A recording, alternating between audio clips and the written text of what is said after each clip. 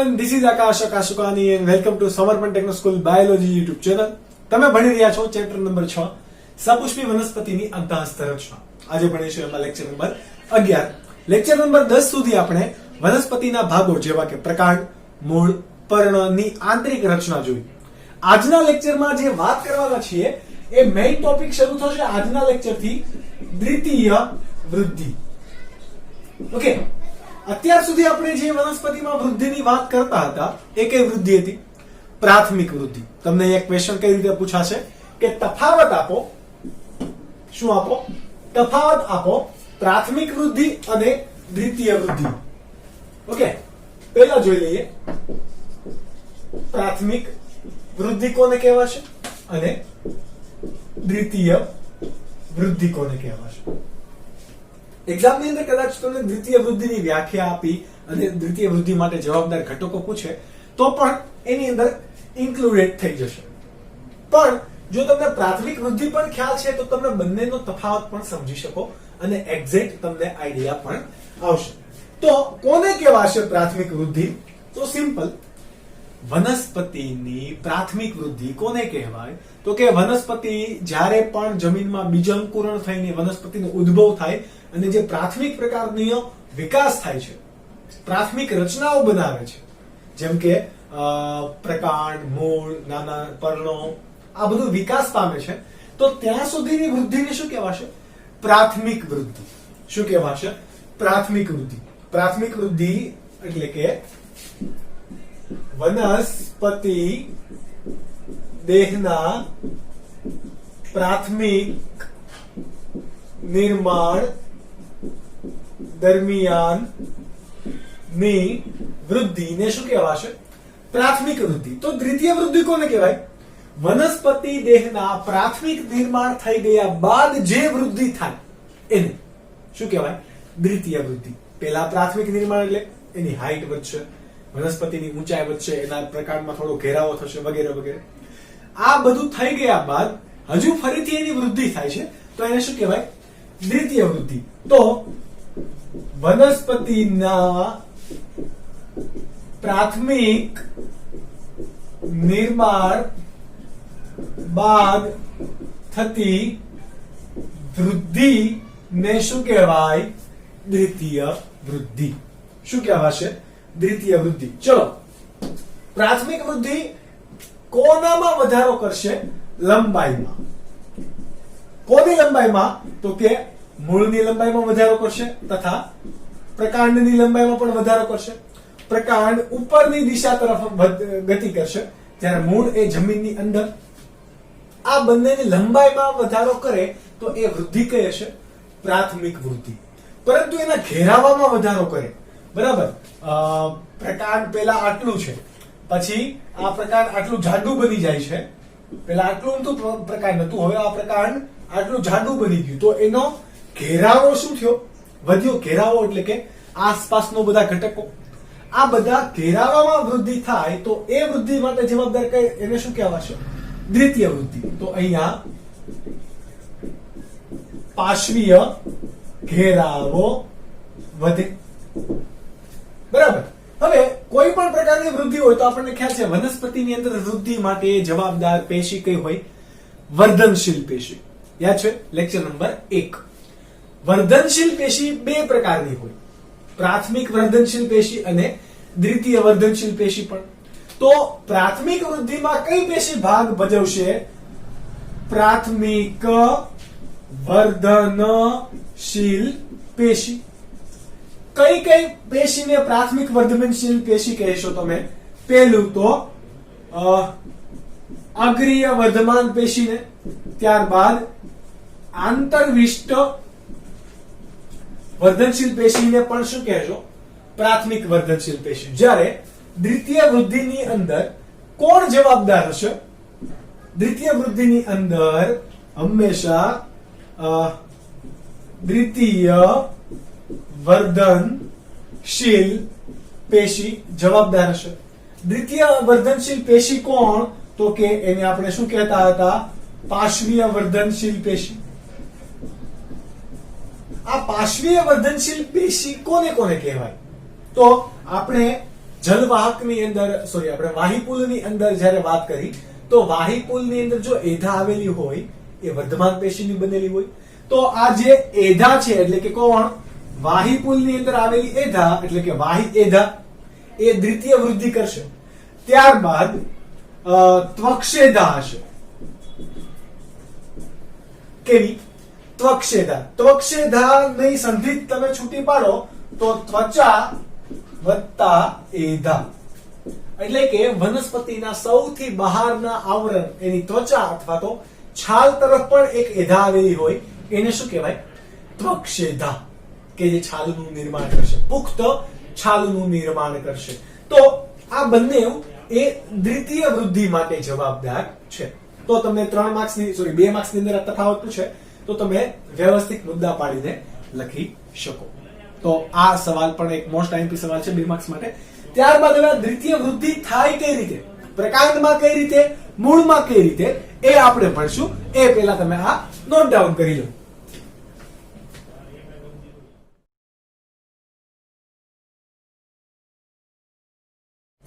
ત્યારબાદ બીજો ટોપિક છે કે વાહી એધા એટલે શું તથા દ્વિદળી પ્રકાંડમાં દ્વિતીય વૃદ્ધિ માટે એધા વલયનું નિર્માણ સમજાવો.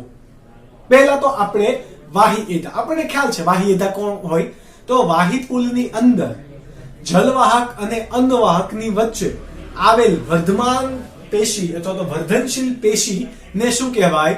વાહી એધા. તો આપણે તો પહેલા શું લખશું? એની વ્યાખ્યા. શું લખીશું? વ્યાખ્યા. તો કે વાહી પુલમાં અન્નવાહક અને કોની વચ્ચે આવેલું હોય? જલવાહક વચ્ચે આવેલ વર્ધનશીલ પેશીને શું કહેવાય? વાહી એધા. આ વાહી એધાનું કામ શું હશે? તો કે દ્વિતીયક અન્નવાહક અને દ્વિતીયક જલવાહકનું નિર્માણ કરવું. શું કામ હશે? દ્વિતીયક અન્નવાહક અને દ્વિતીય જલવાહકનું નિર્માણ કરવું. આ નિર્માણ કરીને શું કરશે? ઘેરાવામાં વધારો કરશે. પ્રકાંડના ઘેરાવામાં શું કરશે? વધારો કરશે. આ પ્રકારના ઘેરાવામાં વધારો થાય તો એને શું કહેવાય? દ્વિતીય વૃદ્ધિ. તો અલ્ટિમેટલી આ વાહી એધા એ કોના માટે જવાબદાર છે? દ્વિતીય વૃદ્ધિમાં. કોનામાં? દ્વિતીય વૃદ્ધિ માટે. તો આપણે આકૃતિ દોરીએ. આપણે દ્વિદળી પ્રકાંડનું આકૃતિ જોયેલી તો એ પૈકી આપણે એમાં અધિસ્તર વગેરે વગેરે જોયેલું પણ એ આપણે અત્યારે ડ્રો નથી કરવું. બરાબર? સૌથી બહાર અધિસ્તર, એની ફરતે ક્યુટિકલ, ઘણી વખત પ્રકાંડોમાં આવેલા હોય, એની નીચે અધઃસ્તર, એના નીચે બાહ્યક, એના નીચે અંતઃસ્તર, એના નીચે પરિચક્ર અને પરિચક્રની નીચે અન્નવાહક અને જલવાહકના ભાગ. આપણે દ્વિદળીમાં મકાઈ નહીં પરંતુ સૂર્યમુખીનું ઉદાહરણ લીધેલું. તો સૂર્યમુખીની અંદર કેટલા સંખ્યામાં વાહિપુલો જોવા મળશે? 20 થી 25. કેટલા? 20 થી 25. પણ આપણે એટલા બધા અહીંયા નહીં દોરીએ, જેટલા સમાઈ શકે સમજવા માટે એટલા માટે થોડા અહીંયા દોરીએ. તો કેટલા? આટલા આપણે સપોઝ કે દોરેલા છે. બરાબર? તો આ દરેક વાહિપુલની અંદરની બાજુએ કોણ હશે? આ સપોઝ કે આ ભાગ શું છે? એધા છે. કોણ છે? એધા. અને આપણે શું કીધું? વાહી એધા. વાહી એધાના અંદરના ભાગે એટલે કે પ્રકાંડના મધ્યના ભાગે શું આવેલી હશે? જલવાહક પેશી. કોણ? જલવાહક પેશી. જ્યારે ઉપરની બાજુએ કોણ આવેલી હોય? અન્નવાહક પેશી. કોણ આવેલી હોય? અન્નવાહક પેશી. તો આપણે બધા જ વાહિપુલની અંદર શું દર્શાવી દઈએ? પહેલા વાહી એધા દર્શાવી દઈએ. ચલો, આ શું છે? વાહી એધા. સમજો હા. વાહી એધા શાની બનેલી હોય? વર્ધનશીલ પેશીની. વર્ધનશીલ પેશી એટલે કે કોણ? વર્ધનશીલ પેશી એટલે કે સતત કોષ વિભાજન પામી શકે એવા વર્ધનશીલ કોષોની બનેલી પેશી. ચલો, અહીંયા આપણે નામકરણ કરીને સમજતા જઈએ. આખો ભાગ. આ અંદરની બાજુએ બધાને શું હશે? જલવાહક. યાદ રાખજો, આ શું છે? જલવાહક. કઈ બાજુએ? પ્રકાંડના કેન્દ્રના ભાગમાં મૂકેલ છે. જોજો, કોના ભાગમાં? પ્રકાંડના કેન્દ્ર અથવા તો મજ્જા તરફ કયો ભાગ આવેલો હોય? જલવાહક. જ્યારે બહારની તરફ એટલે કે છાલ તરફ અથવા તો પરિઘવર્તી ભાગે કયા ઘટકો આવેલા હશે? વાહિપુલની અંદર અન્નવાહકના ઘટકો. કયા? અન્નવાહકના. આ રીતે આ શું છે? અન્નવાહકના ઘટકો. અન્નવાહકનું કાર્ય શું હોય? યાદ કરો તો કે વનસ્પતિની અંદર પર્ણોથી અન્ય ભાગો સુધી ખોરાકનું દ્વિમાર્ગી વહન કરવું. અહીંયા આપણે નામકરણ કરીએ. આ કોણ છે? અન્નવાહક. અને આ કોણ છે? જલવાહક. બંને કેવા પ્રકારના છે? પ્રાથમિક. સોરી, આપણે અહીંયા લખીએ પ્રાથમિક અન્નવાહક અને પ્રાથમિક જલવાહક. બરાબર. કેમ આને પ્રાથમિક અન્નવાહક કે પ્રાથમિક જલવાહક કીધું?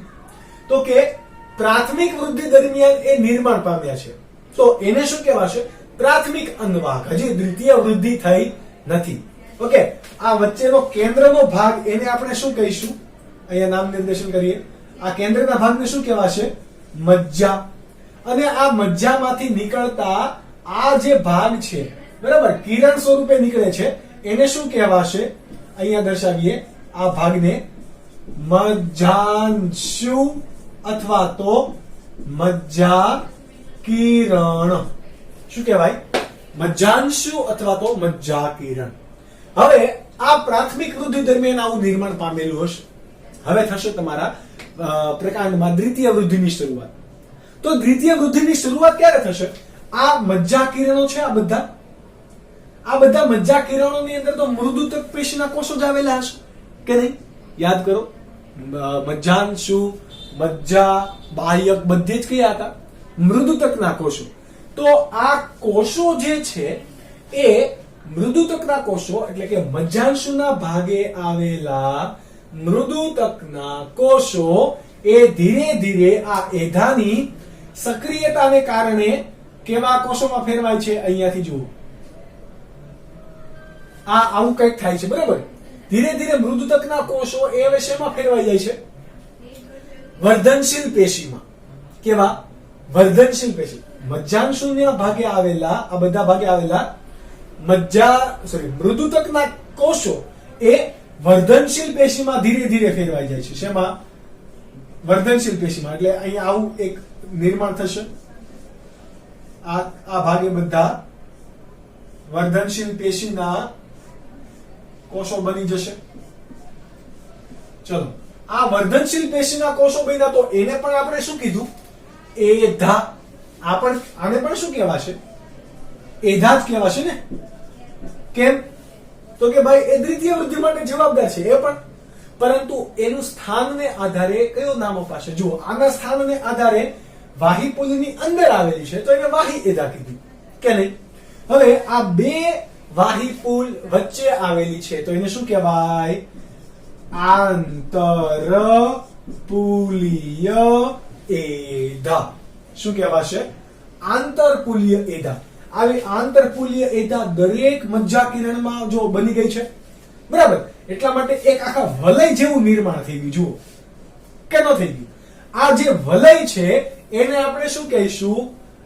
એધા વલય. શું કહેવાય? એધા વલય. તો એધા વલય કોના કોના વડે બન્યું? તો બે ભાગોનું બનેલું હોય. કયા કયાનું? તો કે વાહી એધા અને પછીથી નિર્માણ પામતું આંતરપુલીય એધાનું કોણ બનેલું હોય? એધા વલય. હવે આ એધા વલય એ શું થશે? સક્રિય થશે અને દ્વિતીય વૃદ્ધિ કરીને એ દ્વિતીય ઘટકોનું નિર્માણ કરશે. કેવા કેવા દ્વિતીય ઘટકોનું નિર્માણ? તો કે દ્વિતીય વૃદ્ધિમાં ઘેરાવો વધારો કરશે. ક્યારે? જ્યારે આ એધા વલયનું નિર્માણ થશે અને એ સક્રિય બનશે ત્યારે. ઓકે. તો આપણો આ ક્વેશ્ચન ક્યાં સુધી હતો? કે દ્વિદળી પ્રકાંડમાં દ્વિતીય વૃદ્ધિ માટે એધા વલયનું નિર્માણ વર્ણવવું. તો કઈ રીતે વર્ણવશો? તો આ આકૃતિ એક દોરવાની, કે જેમાં તમે નામ નિર્દેશન કરેલું હશે. ઓકે, પહેલા તો તમે વ્યાખ્યા બનાવશો વાહી એધાની કે વાહીપુલમાં અન્નવાહક અને જલવાહક વચ્ચે આવેલ વર્ધનશીલ પેશી દ્વિતીયક અન્નવાહક અને દ્વિતીયક જલવાહકના નિર્માણમાં કામ કરશે. આ પેશીને શું કહેવાય? વાહી એધા. આ વાહી એધા છે એ વાહીપુલની વચ્ચે આવેલી હોય, બરાબર. પરંતુ દ્વિતીય વૃદ્ધિની શરૂઆત પહેલા જ્યારે પ્રાથમિક વૃદ્ધિ થઈ જાય ત્યારે, કાં તો દ્વિતીય વૃદ્ધિની શરૂઆત પહેલા અથવા તો પ્રાથમિક વૃદ્ધિ થઈ ગયા બાદ પ્રકાંડના મજ્જાંશુ અથવા તો મજ્જા કિરણોમાં આવેલા મૃદુતકના કોષો એ હવે આ કયા હતા? જો એ યાદ રાખો, આ મજ્જા કિરણ હતા એ શાના બનેલા હતા? મૃદુતક પેશીના બનેલા હતા, મૃદુતક કોષોના. એ હવે કેવા બનશે? વિભાજનશીલ એટલે કે વર્ધનશીલ કોષોમાં ફેરવાશે. ક્યાં?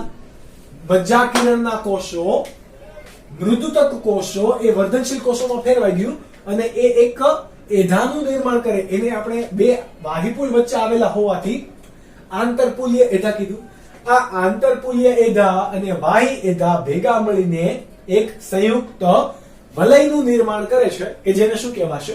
એધા વલય.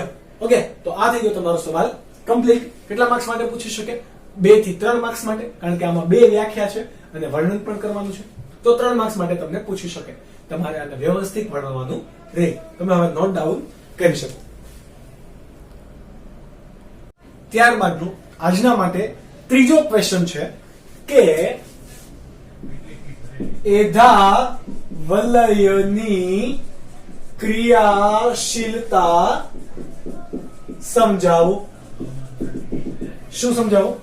એધા વલયની ક્રિયાશીલતા તમારે અહીંયા સમજાવવાની છે. ઓકે, હવે એધા વલયનું નિર્માણ સુધી આપણે લાસ્ટ ક્વેશ્ચન ની અંદર વાત કરી, બરાબર, કે એધા વલય કઈ રીતે નિર્માણ પામે. ત્યારબાદ આ એધા વલય છે એ શું શરૂ કરશે? વિભાજન પામવાનું. એટલે કે એ તો વર્ધનશીલ પેશીના કોષો છે. આ કોષો સતત કોષ વિભાજન પામવાની શરૂઆત કરશે. કોષ વિભાજન પામીને આ કોષો, એટલે તમારે વર્ણવવું હોય તો કઈ રીતે વર્ણવી શકશો? તો કે એધા વલયમાં આવેલ વર્ધનશીલ કોષો શું શરૂઆત કરશે? કોષ વિભાજનની શરૂઆત કરી નવા કોષો ઉમેરે. આ નવા કોષો ઉમેરે કઈ રીતે ઉમેરશે? જુઓ, આ આખું એધા વલય છે. બહારની તરફ પ્રાથમિક અન્નવાહક, અંદરની તરફ પ્રાથમિક જલવાહક છે. ઓકે, તો આ તરફ જે નવા કોષો ઉમેરાશે બહારની તરફ, એ કયા કોષો બનશે? જલવાહક કે અન્નવાહક? તો કે બહાર અન્નવાહક છે તો બહારની બાજુએ શું બનાવશે? અન્નવાહક જ બનાવશે. પણ કેવા અન્નવાહક? તો અહીંયા હવે જે કંઈ પણ કોષો બન્યા હશે આવી રીતે, બરાબર, એ બધા કયા હશે? દ્વિતીય અન્નવાહક. કેમ એને દ્વિતીય અન્નવાહક કીધું? તો કે એ એધા વલયને કારણે બન્યા. કોના કારણે? એધા વલયને કારણે. તો આ ભાગને આપણે શું કહીશું? દ્વિતીય અન્નવાહક. જ્યારે કેન્દ્રના ભાગે કે જ્યાં અંદરના ભાગે કોણ હતું? પ્રાથમિક જલવાહક. તો આ કોષો ખાલી ઉપરની તરફ થોડું વિભાજન પામશે.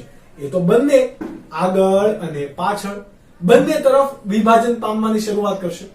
બંને તરફ વિભાજન પામે. સપોઝ આ બાજુ પહેલા કોણ હતું? આપણે એક મોટું વાહીપુલ દોરીને સમજીએ, બરાબર, આ રીતે. આ વાહીપુલની અંદર કોણ હતું? વાહી એધા. આ ભાગે પહેલા કોણ હતું? પ્રાથમિક અન્નવાહક. આ ભાગે પહેલા કોણ હતું? પ્રાથમિક જલવાહક. ઓકે, આ ભાગે પણ હજી અહીંયા શું છે?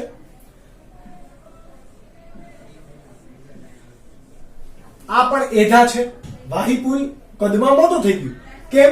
તો કે આ પ્રાથમિક એધાનો જે ભાગ હતો, હું આ રીતે બનાવું, આ એધામાંથી કોષો અંદરની બાજુએ અને બહારની બાજુએ સતત કોષો ઉમેરાણા. જે કોષો અન્નવાહક તરફ ઉમેરાણા એ કોષોએ અહીંયા કંઈક નવા ઘટકોની રચના કરી, બરાબર. જે કોષો અંદરની તરફ ઉમેરાણા એટલે કે જલવાહક તરફ ઉમેરાણા એ કોષોએ આ બાજુ કઈક નવી રચના કરી કે નહીં? કરી કે નહીં? તો કે યસ. તો આ જે નવી રચના થઈ, જો એ અન્નવાહક તરફ હોય, આ ભાગે પહેલા કોણ હતું? પ્રાથમિક અન્નવાહક તો હતું જ, અને આ ભાગે કોણ હતું? પહેલા પ્રાથમિક જલવાહક તો હતું જ. પરંતુ હવે જો વૃદ્ધિ થઈ ગઈ છે અને નવા ઉમેરાના, તો આ ભાગ કયો હશે? દ્વિતીય અન્નવાહક, અને આ ભાગ કયો હશે? દ્વિતીય જલવાહક. એટલે કે જો અંદર ને અંદર શું થઈ? વૃદ્ધિ થઈ. તો આ એક વસ્તુ તમારે યાદ રાખવાનું છે કે કોષો વિભાજન પામીને પ્રાથમિક અન્નવાહક તરફ દ્વિતીય અન્નવાહકનું નિર્માણ કરશે, જ્યારે પ્રાથમિક જલવાહક તરફ દ્વિતીય જલવાહકનું નિર્માણ કરશે.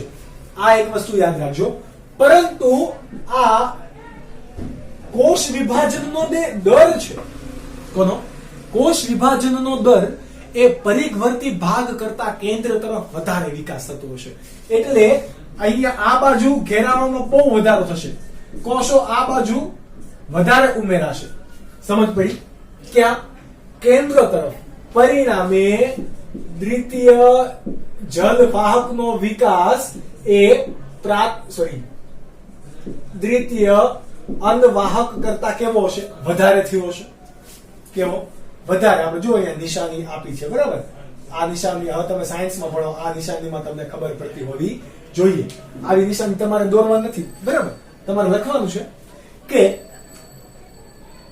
વાહી એધામાંથી બનતા દ્વિતીય કોષો અથવા તો દ્વિતીયક કોષોનો વિકાસ એ પરિઘવર્તી ભાગ કરતા કેન્દ્ર ભાગમાં કેવો હોય છે? વધારે. પરિણામે દ્વિતીય જલવાહકનું નિર્માણ એ દ્વિતીય અન્નવાહકની સાપેક્ષે કેવું થશે? વધારે. કોનું નિર્માણ વધારે થયું? અહીંયા કેન્દ્રમાં જલવાહકનું નિર્માણ વધારે થયું. કોનું નિર્માણ ઓછું થયું? બહારની બાજુએ દ્વિતીય અન્નવાહકનું નિર્માણ ઓછું થયું. પરિણામે જેમ વૃદ્ધિ થઈ ગઈ, હવે માનો દ્વિતીય વૃદ્ધિ પતવા આવી, તો કેન્દ્ર ભાગે હંમેશા કોનો સંઘટિત જથ્થો વધારે હશે? દ્વિતીય જલવાહકનો, બરાબર? એટલે કે પુખ્ત સ્થિતિએ પ્રકાંડના કેન્દ્ર ભાગે જલવાહક નો જથ્થો અથવા તો પ્રમાણ કેવું હશે? વધારે જોવા મળશે. કેવું જોવા મળશે? વધારે. ઓબ્વિયસ વસ્તુ છે, બરાબર? હવે તમે પેટ બરાબર અનલિમિટેડ માં કંઈક ખાવા ગયા હોય, પંજાબી ખાવા ગયા અથવા તો પિઝા ખાવા ગયા, 16 સ્ટાર્ટર મળે છે, લા પિનોસ ક્લારાનોમાં ગયા અથવા તો ડોમિનોઝમાં ગયા, ઓકે? તો તમે ખૂબ ખાઓ છો. એટલે કે તમારી જઠરની અંદર તમે ખૂબ અંદર ભરી જ દો છો બધું. અંદર તમે ફૂલ ખાઈ લીધું છે. હવે તો તમારું દબાણ ક્યાં લાગે? જઠરની દિવાલ ઉપર. તમારા અંદર ક્યાં વધારો થયો છે? પેટની અંદર વધારો થયો છે. તો તમને તમારી ચામડી ઉપર એમાં શું લાગશે? તણાવ એક ખેંચાશે. એવી રીતે અહીંયા કેન્દ્ર ભાગે નવા કોષો બને છે, તો આનો વધારો આમ થતો હશે, તો દબાણ ક્યાં લાગશે? ક્યાં લાગે? એના પરિઘવર્તી ભાગ તરફ, બરાબર? પુખ્ત સ્થિતિએ પ્રકાંડના કેન્દ્ર ભાગે જલવાહકનો જથ્થો વધારે જોવા મળે. પરિણામે દ્વિતીય અન્નવાહક ઘણી જગ્યાએ કચડાઈ જાય. કચડાઈ શા માટે જાય? તો કે બહારના ભાગે છે, એને ધક્કો લાગે છે ને. બહાર ધક્કો લાગે છે તો હવે એ નાશ પામવા લાગશે.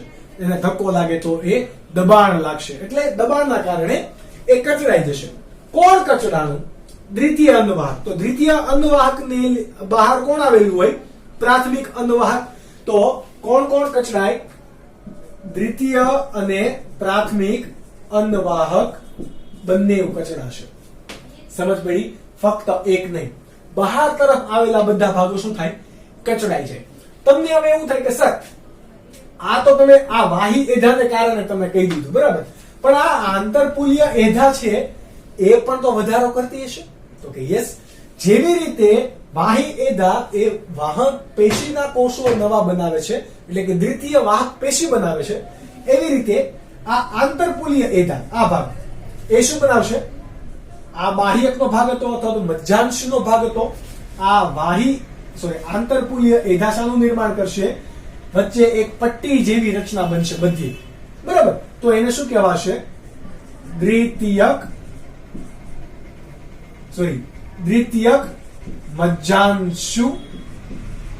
અને દ્વિતીયક મજ્જાંશુ સાથે સાથે શાનું નિર્માણ કરશે? એ દ્વિતીયક બાહ્યક. બરાબર. દ્વિતીયક બાહ્યકનું નિર્માણ હજી આ આંતરપુલીય એધાની કરે, એમાં હજી તમારે ત્વક્ષેધા પણ કામ કરશે. કોણ? ત્વક્ષેધા. પરંતુ આ મજ્જાંશુ, અહીંયા તો ઓલરેડી મજ્જાંશુ હતું. આ કોષોએ જે રીતે વધારો કર્યો એવી રીતે વર્ધનશીલ પેશીના કોષોમાંથી મજ્જા પણ કેવી થશે? લાંબી. મજ્જા કિરણો પણ કેવા થશે? લાંબા. તો મજ્જા કિરણોની અંદર દ્વિતીય વધારો થાય એને શું કહેવાય? દ્વિતીય મજ્જા કિરણો અથવા તો દ્વિતીયક મજ્જાંશુ. તો આ એક વસ્તુ તમારે ખાસ કરીને યાદ રાખવાની છે. આ આખી ઘટનાને શું કહેવાય? એધાવલયની ક્રિયાશીલતા. શું કહેવાશે? એધાવલયની ક્રિયાશીલતા. કેટલા મુદ્દા યાદ રાખવાના? 5 મુખ્યત્વે. કયા કયા? પહેલો મુદ્દો તો કે એધાવલયનું નિર્માણ થતા વર્ધનશીલ કોષો એની બંને તરફ કોષ વિભાજન શરૂઆત કરે છે. બંને તરફ વિભાજનની શરૂઆત કરે તો પ્રાથમિક અન્નવાહક તરફ દ્વિતીય અન્નવાહકના કોષો બનશે અને પ્રાથમિક જલવાહક તરફ દ્વિતીય જલવાહકના કોષો બનશે. ત્રીજો મુદ્દો, દ્વિતીય જલવાહકનું નિર્માણ એ દ્વિતીયક જલવાહકનું નિર્માણ એ દ્વિતીયક અન્નવાહક કરતા કેવું હશે? વધારે. પરિણામે પ્રકાંડની અંદર કેન્દ્ર ભાગે વધારે કોનો જથ્થો જોવા મળશે? દ્વિતીય જલવાહકનો. ચોથો મુદ્દો કે દ્વિતીય જલવાહકનું પ્રમાણ ખૂબ કેન્દ્રમાં વધી જતા પરિઘવર્તી ભાગે આવેલ દ્વિતીય અન્નવાહક અને પ્રાથમિક અન્નવાહક ધીરે ધીરે ધીરે શું થાય? કચડાઈ જાય છે. બરાબર. પાંચમો મુદ્દો કે આ આંતરપુલીય એધા છે એ પણ દ્વિતીયક કોષોનું નિર્માણ કરશે, એટલે કે નવા કોષોનું નિર્માણ કરશે. પરિણામે આ વાહિપુલોની વચ્ચે ખેંચાઈ ગયેલી લાંબી લાંબી પટ્ટીઓ જોવા મળશે. તો એ પટ્ટીઓને શું કહેવાશે? દ્વિતીયક મજ્જાંશુ. તો ત્યાં પણ દ્વિતીય વૃદ્ધિ થયેલી હશે. આ બધું થાય પરિણામે આ જે પ્રકાંડ આટલું હતું એનામાં ઘેરાવામાં શું થશે? વધારો. આ ઘેરાવામાં વધારો થાય એને શું કહેવાય? પાર્શ્વીય વૃદ્ધિ, એટલે કે ફરતી વૃદ્ધિ. બરાબર. પાર્શ્વીય વૃદ્ધિ એ કોના માટે? પાર્શ્વીય વૃદ્ધિ માટે જવાબદાર કોણ હોય? દ્વિતીય વૃદ્ધિ અને દ્વિતીય વર્ધનશીલ પેશીઓ.